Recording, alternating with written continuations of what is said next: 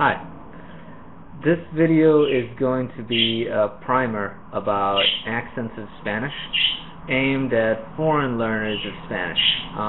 It's going to be heavily biased towards English speakers, but if you speak English well but you're not a native English speaker, you might still be able to get something out of it.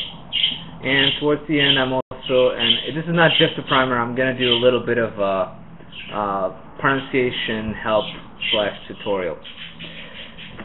So, the differences between different accents of Spanish are mainly differences in pronunciation of consonants. So what I'm going to do, we're going to start with the J, that's spelled the J, right? So this is what's spelled J, J, J, J, O, and so on, and G, G, I. That sound.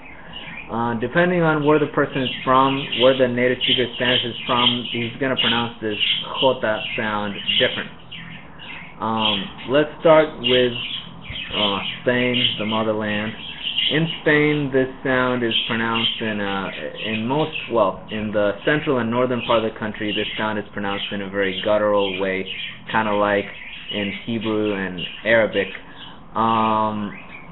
Or also in French when you have the R but in contact with a voiceless consonant. For example, in French you say, for example, rien, but then you say croissant. So when you say croissant sound, that's also found in Hebrew and Arabic.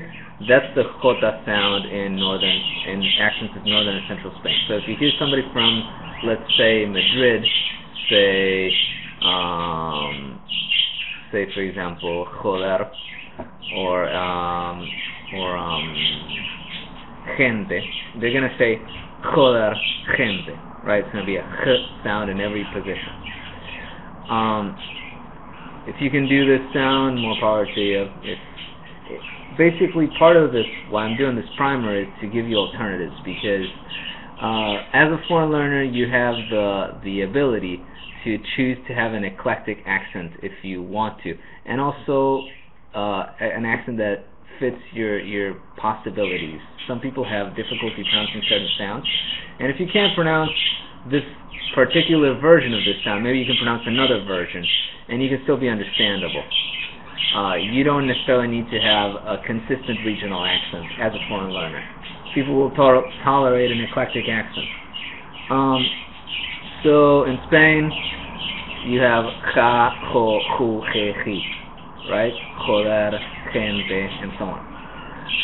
Then if you're in Argentina or Uruguay or say Peru or Mexico, at least in parts of these countries, you're going to have a softer sound, meaning a sound that's pronounced a little further to the front of the mouth, though still in the back of the mouth, but not so far back in the mouth.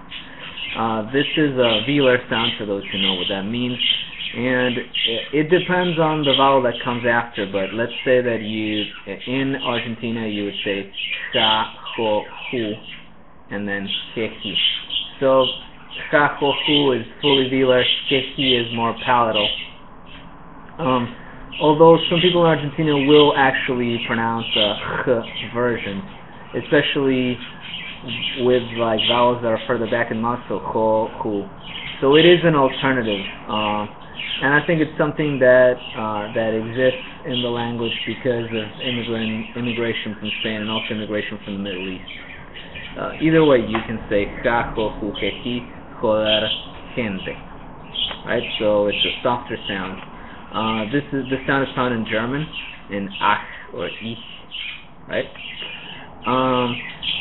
Then, if in the south of Spain or Canary Islands or the Caribbean or Central America, and in parts of Mexico near the coast, those are my birds, and many other places, you will find an even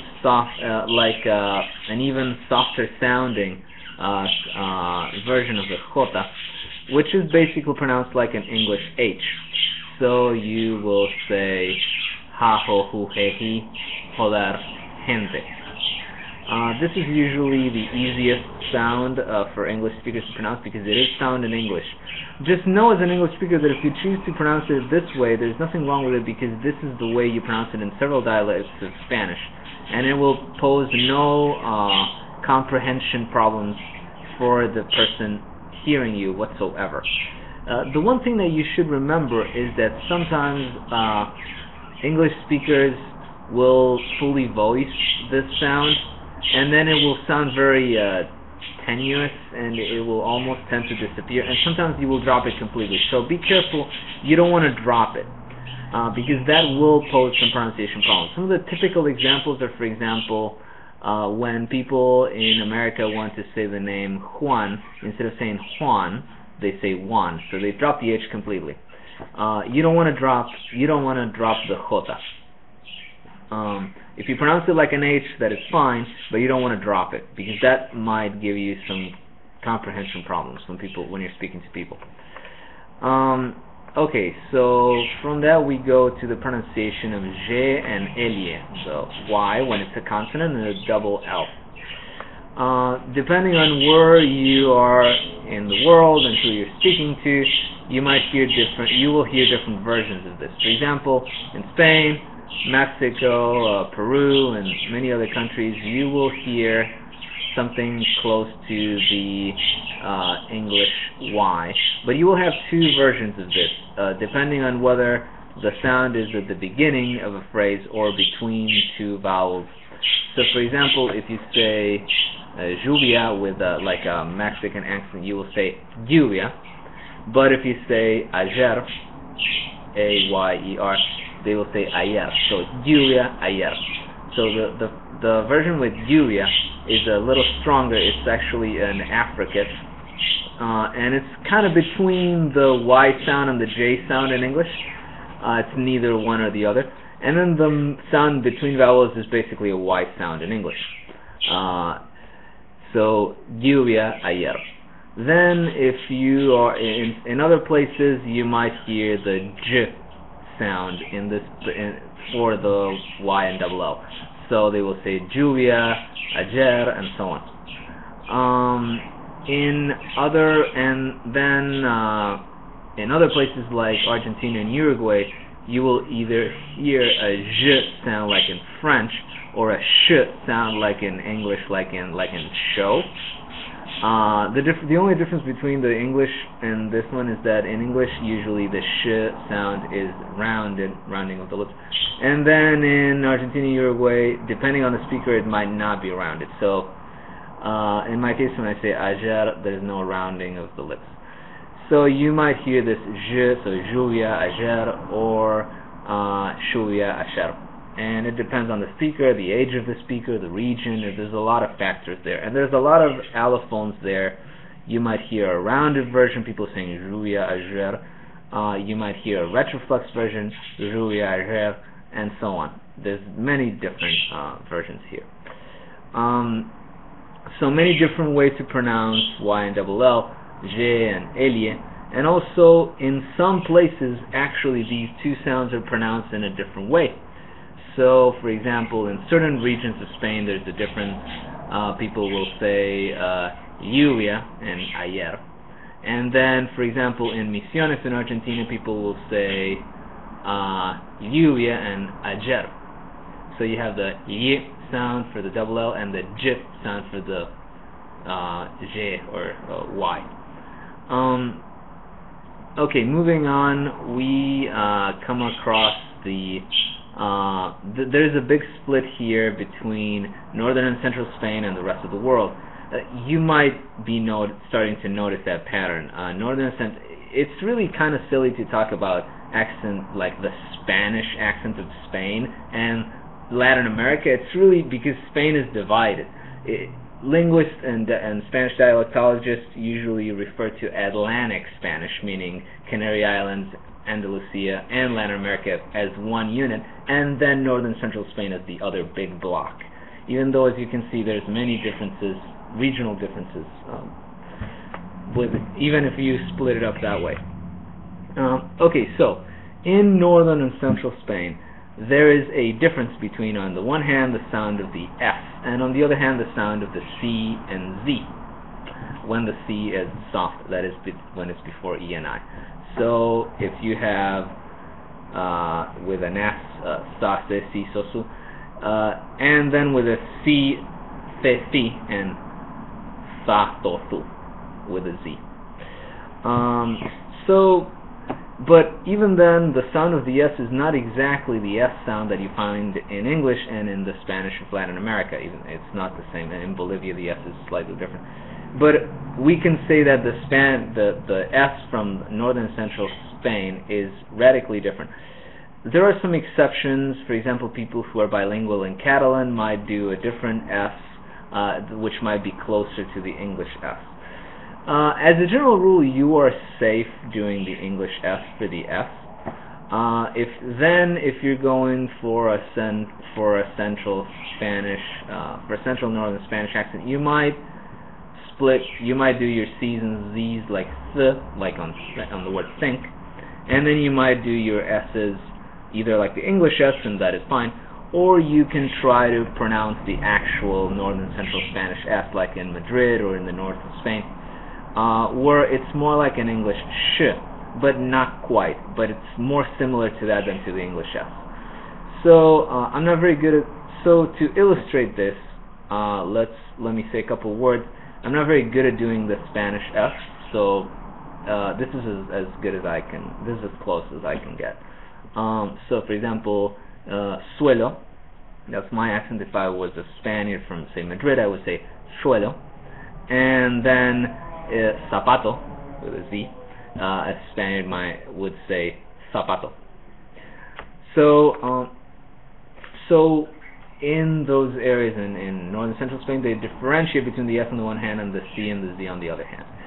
Now, the pronunciation of the S itself, there's some differences. In Latin America, it's like the English S, and in Spain it's different. But then there's something else, and that's what we call the aspiration of the S. The S is sometimes dropped completely, and sometimes it's pronounced different. When we drop it completely, that's called caída, or comerse las heces, swallowing your S's. But then there's something different which is called aspirating, aspirar la S. That's something different. It's not dropping. It's a difference in pronunciation. To give you an example of that, I'm going to use the phrase los ojos negros. The brown eyes, and literally the black eyes is a more poetic way to say brown eyes. So if I were from Spain, I would say los ojos negros, right? So you have the S, it sounds like the sh, and so on, and all the S's are pronounced the same way in that phrase, and